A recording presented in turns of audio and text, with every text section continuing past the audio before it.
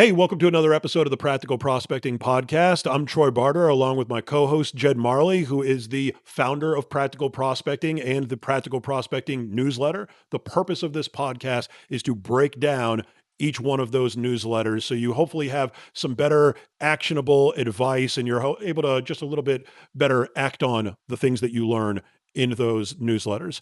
So, what we're going to cover today is newsletter 129, which is the 3 phases of every cold email campaign. We're going to go over how to be able to build these things out on your own. But if you want to skip all of the trial and error and heartache of doing it on your own and have us build those systems out for you, there'll be a link in the description of this, no matter where you found it, YouTube, wherever podcasts are found. That is a booking link where you can speak with us and we'll go over how we might be able to help you guys out and take care of it for you. Jed, 3 phases of every cold email campaign. What do we got? Yeah, let's get into it. Yeah, what first I'll quickly recap. I mean, the reason why I wrote this is the hardest part when you're running cold email campaigns is to just get from 0 to 1. And by one, I mean like you're starting to actually get positive replies and see some consistency, and that's where most of the effort comes in. Because once you're starting to get positive replies, it's a lot easier to take what you're learning and scale that. But when you're first running cold email campaigns and you're not getting them to the point where they're consistently driving positive replies in meetings, um, the first step is figuring out what phase you're in so you know what you need to do next to move forward. And so the way I see it, there's 3 phases once you launch a cold email campaign if they're not successful yet. Phase one is you're not getting any replies at all, and we'll talk about how to fix that. Phase two is you're getting replies, but all of them are just negative replies with no context. So that's like unsubscribe, no thanks, etc.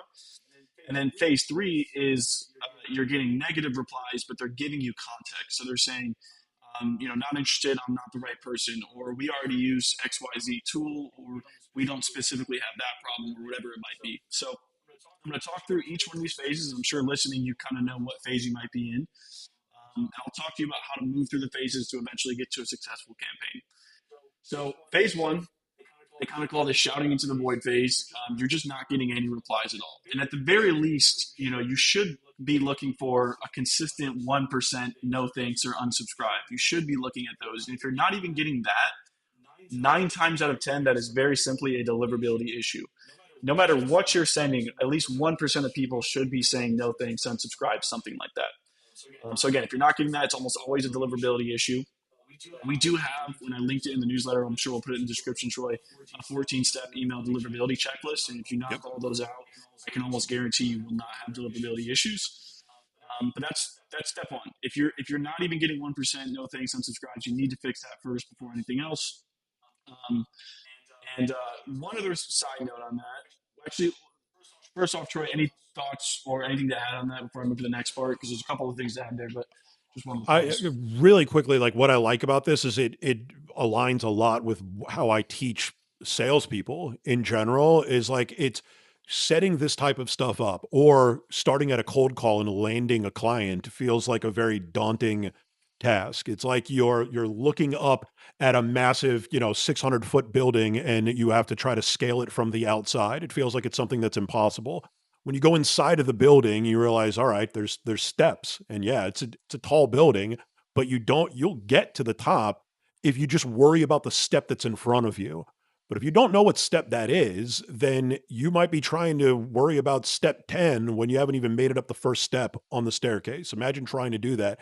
It feels physically impossible. Like when you're diagnosing the issues, the key is knowing what the steps are, knowing what those phases are, and knowing which one that you're at, and always starting at the one that's the furthest, to the start, like you're saying, and identifying those things. And then it's not as hard. Sure, it still is hard, but you're not worried about 15 different things. You're worried about the one thing or the couple of things in the phase that you're in. And if you concentrate on just that and put everything that you have into getting better at just that, based on the guidance that Jed's giving, which Jed knows what he's doing. We have a boatload of clients that we take care of. Eventually you will be able to have success. But without that, it's like looking at a car and trying to diagnose it with no mechanic experience just based on the noise that it's making on the outside without popping the hood. It's almost impossible. Yeah. No, that's a great analogy. That's exactly what I'm trying to do here. Is like just break it down so that wherever you're at, you know what the next step Yep. is. And yeah, man. I mean, like the only other thing to add to that is like in some cases, like say you've gone through the 14-step deliverability checklist, you know your deliverability is good, but you're still not even getting those not interested or unsubscribed emails. I can almost guarantee if you're in that bucket, which is very rare, the issue is your email is too long or complicated. And so my biggest recommendation would just be to wildly simplify your message to something that is very short and you're just in plain English, fifth grade reading level, saying why you're reaching out, what problem you solve, in a very soft CTA, like, can I reach out to you from time to time if this ever becomes a priority?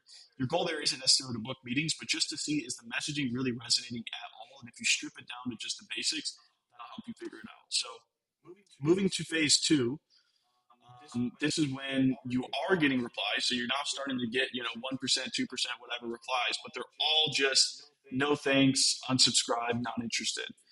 And first off, that's a positive sign because you know two things. You know your emails are getting delivered, and you know that they're being opened and read enough to at least say, not interested, unsubscribe, no thanks. The problem is you have no context. So when someone says no thanks, unsubscribe, you don't really know where to go from there. And Troy, this is like, I know obviously a lot of your background is in cold calling, but this is what I don't like about email that I like versus cold calling is that when you're cold calling, you get that instant feedback loop, right? Like Yep. you get the objection, you have the opportunity to respond to it. Over email, if they have an objection, they're often not going to tell you or they're not going to give you the chance to respond to it. So for cold calling, you can quickly figure out what do I need to fix Yep. next. But when you're in that phase two where you don't get any feedback from your emails, you don't know what the issue is. Um, and so that's the biggest hurdle is you have to figure out why are they not interested because they're not giving you anything. And so there's a few ways I like to do this. And one thing that I didn't mention in the email or in the newsletter that I do think is extremely important in this phase is cold calling because uh, cold calling will often help you rapidly improve your email campaigns because you're hearing what those key objections are that they're not saying in the emails, and you can address those objections in the emails. So, A, focus on cold calling because you're going to learn what those hidden objections are that are the reasons they're not interested. But then, B, break your email down into three different sections: the problem you're talking about, the value proposition, and the offer and CTA. And then my biggest recommendation here would be to come up with 5 different iterations of the problem statement. Send a few hundred emails per problem statement that you talk about. If you're not sure how to write 5 different ones, I would go listen to some of your sales calls, grab the transcripts, put them in ChatGPT, and say, what are the 5 key problem statements I can use in my emails?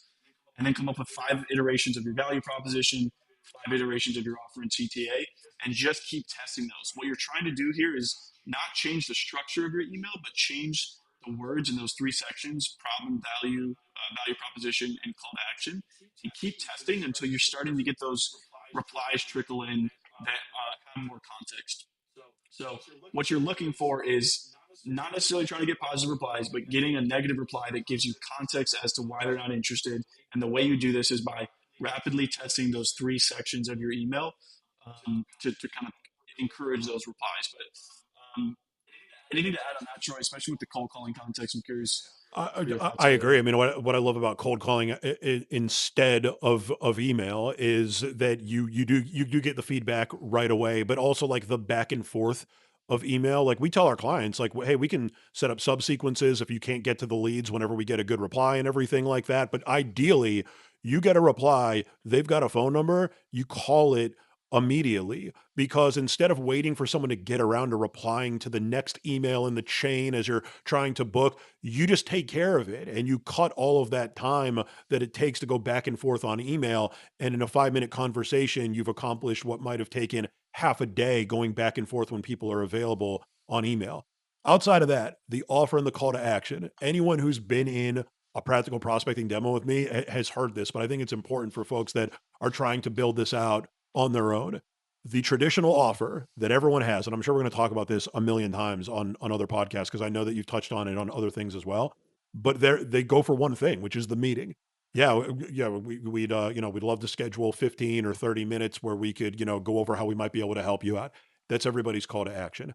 And we do that as well. It's just not the only call to action that we leverage. So when Jed's referencing the offer and the call to action, well, what else can you do there?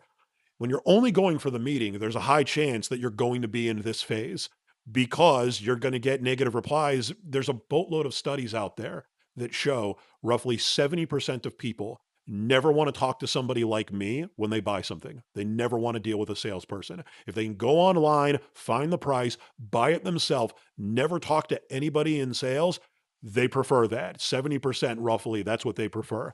I'm in that 70%, even though I've been doing sales for 20 years. When I bought a truck for my wife like 4 weeks ago, I did the entire deal online, negotiated pricing, trade value, financing, the whole thing. When I showed up, it was just to sign paperwork and leave because I don't want to deal with salespeople. So when your call to action is a meeting, then in the mind of your target, they're thinking, this is a high pressure sales call. I don't want it. They're either not going to reply and report your email as spam, which if you're doing this on your own is going to affect you a lot worse than us, where we know how to overcome that with all the other inboxes that we have, or they're just going to say no. They're going to say that they're not interested. That's where you're going to get those negative replies.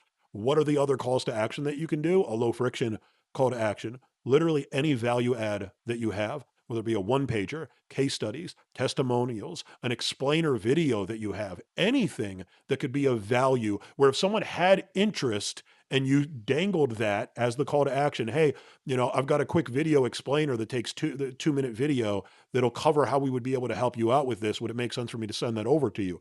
That gets a boatload of positive replies. And sure, that's not a commitment to a meeting, but you might be worried about the meeting a little bit too early. Once you get that positive reply, that's showing intent that they are in the market or they wouldn't have replied. They wouldn't have been interested. You can turn that into a meeting. In fact, we do all of the time. At least half of the positive replies that we get turn into meetings. And that's not like a novel thing there. If you're doing a call to action that's irrelevant and you're getting a positive reply, it might take another email or another phone call, but you will turn that into a positive meeting. So I think that's probably one of the big things in that phase is either they're not reading it or they are reading it, but they don't want to have a meeting. And that's your only call to action. When you change that up, you're going to, if it resonates and it's short, like you were saying, Jed, they're going to respond. Yeah, I do. That's a great explanation. Yeah, like I didn't even touch on that in the newsletter, but it's very true. Like, um, if you're stuck in that phase two where you're getting replies in no context, but all your CTAs are going for a meeting, that's the first thing you should switch up 100%. Um, yeah. So in terms of the next phase, phase three, and again, I can't emphasize it enough. Focus on different offers that'll probably get you to phase three the quickest. But this is where you're getting replies with context, but they're negative replies. So common examples are I'm not the right person, or we already use so and so competitor, or we're too small, we don't feel that pain, etc. This is the data you want because now you know what those kind of hidden objections are that are keeping people from being interested in what you're selling. And so all you have to do is address those objections upfront in your email. And I used this analogy on like a LinkedIn post a while back, actually, but if anyone's seen 8 Mile with Eminem, the movie, and like the final rap battle where he like in his rap battle, he like front loads all the negatives about himself, all the possible things that the other guy could say, and then he has nothing left to say because Eminem already said it about himself. That's kind of how I see it with these emails, where it's like you're once you understand what the context is of the negative replies, we're already using so and so competitor, for example. Put that into your email. I'm sure you're already using a solution like this, but here's why we're different, or here's what you might be missing. Um, you really just want to address those objections up front in your emails. And that's the key. From there, it's just an iteration process. Keep collecting more data on what those objections are. Another tip that I didn't even mention in the newsletter that's really helpful is if you go into ChatGPT and you say, describe what your ICP is, and then you send the emails into ChatGPT and say, okay, now act like you are my ICP receiving this email. List out all the reasons why you'd be confused, why you wouldn't respond. What are some things that I can do to address those objections, and it'll help give you some insight into what your customers are potentially thinking that's keeping them from responding when they receive your emails. Awesome. That works really well once you've identified, like in terms of like that 8 Mile approach. I know for a fact Yeah. that works because, and I'm not even going to leverage the fact that I used to battle rap. I mean, from a sales perspective, I know that works. It does work. Being self-deprecating, absolutely. I beat CL in Toronto by being self-deprecating for sure. Got some of my best laughs. But I'll give you an example. Like if you, number one, you do need to know that enough of the market feels that way before you leverage it, or else it kind of can fall flat. But once you know, so I'll give you an Yeah. example, a quick one, right? Luckily, we're closing out here, right? So I used to sell Verizon door to door. This is so long ago, Jed, you probably don't even remember this. You used to have DSL, which was 3 megabits per second. And then Fios came out. And this is around that time, 2008, 2009, where like if you had a Fios territory, it was a free upgrade and they got like 10 times the internet speed. Like you couldn't lose. Well, I was one of the best salespeople going door to door, so I never got those territories. I never got a free Fios Mm. upgrade territory. They gave me the territories where a salesperson just got fired for fraud, and then I had to come back in and figure out how the hell to sell to these people that a lot of them, or a good amount of them, had just been lied to by somebody who had gotten fired. So when I came in at first, like I did not know how to overcome that because everyone said the same thing. Like, there's no way we're talking to you. We just dealt with this. So then I would come in and say, hey, the reason why I'm coming out is because we know that we had somebody out here who's been let go, but there's been some fraud and there's been some issues with what's been taken care of. First off, I wanted to assure you that that person has been let go, which they were, by the way. And then next, did they leave with you, because this is back before tablets, way before tablets, did they leave you a pink copy of what they had taken care of, like a receipt? Because I can take a quick look at that and I can get an idea of whether or not there was an issue or there will be an issue, and we'll get it taken care of ahead of time. I apologize for the inconvenience. And they would bring that to me. But in my sales process, part of the goal, if you're going door to door in Verizon, is to pull the bill. You pull the bill, you're halfway there to a close. I get the receipt. I know what's on their bill. It's the same as pulling the bill. So now I've moved myself halfway into the closing process by leveraging a massive negative. And then I would say, oh, well, I noticed this and this. We're going to get that taken off. But I also noticed that you're in the wrong plan. We can put you on this plan. It's going to extend you by 3 years, but it's going to cut your bill by 20%. Press hard, 3 copies. And it would work. I would be able to stay in that territory and I would be able to close enough deals. We would take care of the customer because a lot of times there were things that were added on there that made no sense to their needs. We were able to take care of those. But also we were able to restructure it in a way where, yeah, some commission came daddy's way and they were able to benefit as well. So it absolutely works. The only time that it wouldn't work is if you hear that like one or two times for a pretty large TAM, and then Yeah. you're like, well, we're going to leverage it now on all of them. And it's like, well, you don't have enough data to show whether or not it's worth leveraging for an entire campaign. You need enough data Yeah. before so it is like once you get that context, it's looking into those things. But once you're like, this is everyone saying the same thing, or a large amount of them are, that's when it comes time to leverage those things and to get your B rabbit on 313. Fuck Yeah. 31. Exactly. No, I agree, man. Yeah, I mean that's a really good point that I didn't even really touch on the newsletter. Is like you can't just take a couple data points and assume it's for everybody, but pay attention to like what types of companies. If you're getting like the same objection from the same industry, then maybe apply that just to that industry, right? And take a look at the data behind it. But no, that's really it. I mean, nothing else to add. And again, we'll link all the resources in the description. Absolutely. This is a lot of work to get through these phases and to diagnose these things, but it is doable. You can do it on your own. But if you don't want to, if you want to skip all of the trial and error that we've gone over here, there'll be a link in the description for you to be able to book a meeting with us, and we'll go over how we can build out these systems for you and leverage all of the experience that we have, so you don't have to deal with the loss of bandwidth, trial and error, heartache of having to deal with all of this stuff on your own.